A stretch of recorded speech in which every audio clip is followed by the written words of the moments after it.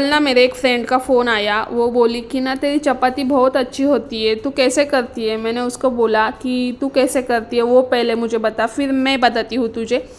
तर हिंदी माझी तुम्हाला समजते का? मला ना लोकांचे हिंदी व्लॉग्स जे बघते ना मी, मिनी व्लॉग्स, ते बघून ना खूप असं आवडतं. हिंदी असं फटाफट बोलता येतं. आपली मराठी भाषा छानच आहे, पण ना हिंदीचे जे व्लॉग्स आहेत ना मला खूप आवडतात असे मिनी व्लॉग्स. तर म्हटलं आपण पण थोडंसं हिंदीत बोलूया. तर माझी फ्रेंड आहे म्हणजे मैत्रीण, ती मला बोलली तुझ्या चपात्या खूप छान होतात ग, कशी करते. तर तिला या व्हिडिओमध्ये कळेलच आणि मी तिला फोनवर पण सांगितलं.